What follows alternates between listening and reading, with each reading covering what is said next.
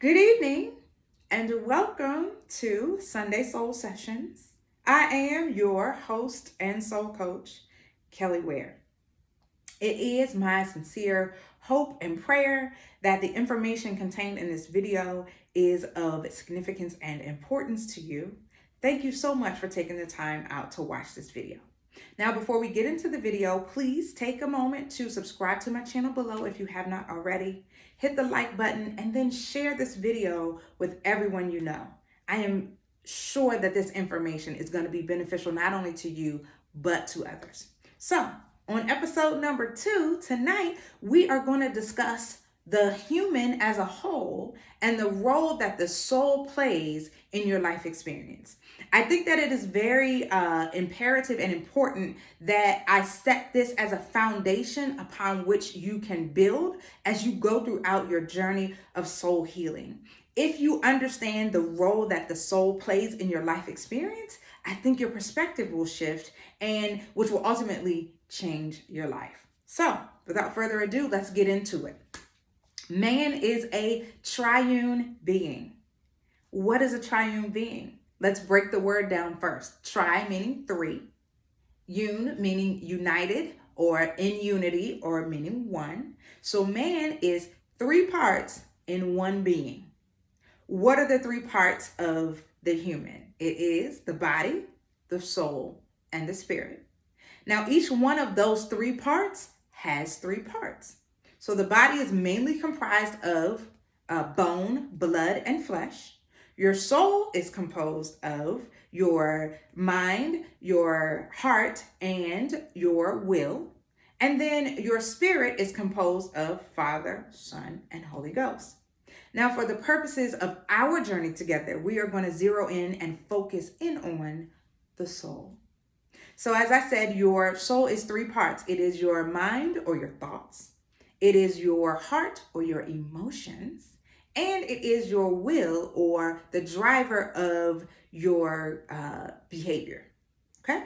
And so your soul is like a supercomputer with unlimited storage and unlimited memory capacity. And your soul processes everything that you encounter and experience through 5 gateways. What are the 5 gateways? It is your 5 senses. Your sense of smell, hearing, taste, touch, and sight. And so everything you encounter and experience it happens through one or more of those 5 senses or the gateway to the soul. Now, I want to give you a very simple explanation to a complex process. Imagine you are in a comedy club. The comedian tells a joke. You heard the joke. So the joke enters your soul through your ear gate. The first stop in the soul is the mind. And your mind develops a thought about the joke. After your mind develops a thought about the joke, your mind then tells your heart, I think this is funny. So then your heart says, okay, well, based on what you think, mind, then here's the emotional response to that. What is the emotion that is attached to that thought? Amusement or humor. What is amusement comprised of? Happiness and joy and delight and, just overall good feelings, right? So then your mind says this is funny. Your heart says, okay, I'm amused. And then your will says, okay, well, then our physical response is to laugh.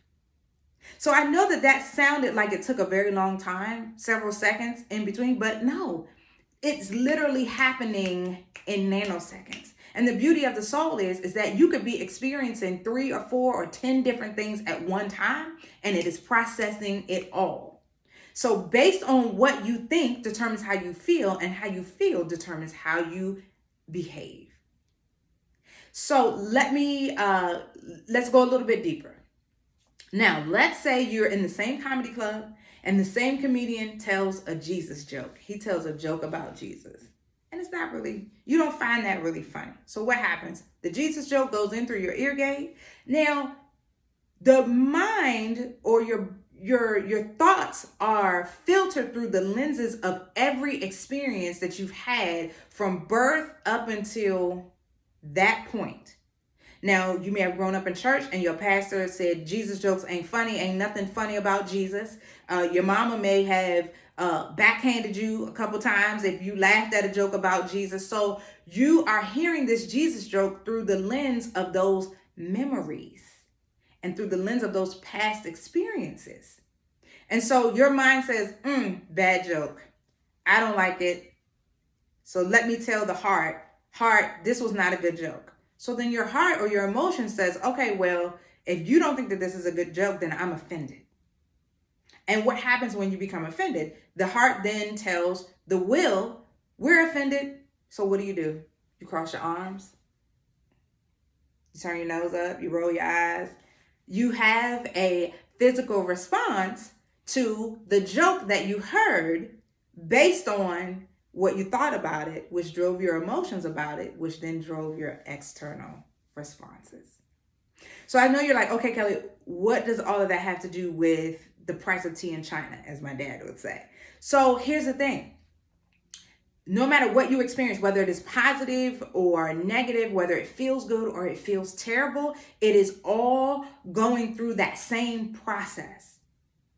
What you think about a thing determines your experience with the thing. So let me use myself as an example. I was molested as a child, and I was molested by a man and a woman. As a 5-6-year-old, I have no filter or no lenses through which I see this experience other than every time I see this person and we are alone, this is what happens. It's neutral. There's nothing neither good or bad about it to the 5-year-old who hasn't had sex education, who's never had the conversation about somebody older touching you or doing things to you that are inappropriate, that if it requires you to come out of your clothes, then it ain't right. So I didn't have that filter to see this situation through. So I stayed and I allowed it to happen. The only thing that negative, if you will, about that in those moments was that it was painful a lot of the times. So I associated pain, physical pain, with that person. Now, most of my gates were engaged during these sessions, if you will. My touch gate, my ear gate, my smell gate, my sight gate, and sometimes my taste gate. So my soul was processing all of this at the same time. Now, here's the kicker. At age 5, 6, 7, 8, 9, because I didn't know it was wrong, I didn't think that it was anything wrong with it. But it wasn't until I heard conversations, I grew up, I got a little bit older, that I discovered that what was happening to me was terrible. And so as a young child, my soul processed that information based on what I knew then. But how I viewed those situations and those circumstances as I got older shifted from neutral to negative. Because what I learned then drove my thoughts. And what I thought then drove my emotions. And then the emotions drove some pretty terrible behavior from me.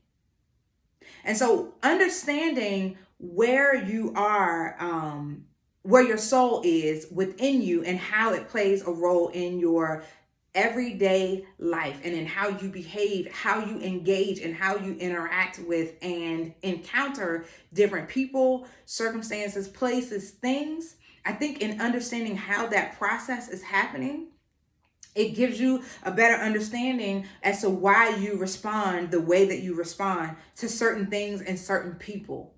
And so I think that the first step to soul healing is a perspective shift. And what is a perspective shift?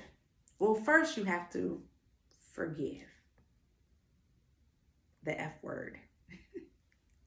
And if you stay tuned to my next video, we will get into the F word. We will dig deeper into that. We will talk about the impacts on the body that unforgiveness has, as well as showing you how powerful it really is to forgive. Now, let me say this, and I will explain further in my next video. It is very imperative and possible that when you forgive, you forget. I've heard a lot of people say, oh, I'll forgive, but I'll never forget. Absolutely not.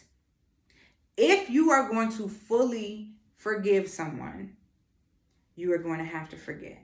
And I'm going to teach you how to forget. Stay tuned to the next video. I hope that this breakdown of the soul and how it processes information was helpful to you. I think it's necessary to lay this groundwork so that when we begin to move into other areas of soul healing, you'll really understand or have a better understanding of how you begin to process what happened to you or through you or with you or around you. You begin to process that a lot easier. Okay, so thanks again for watching episode number 2.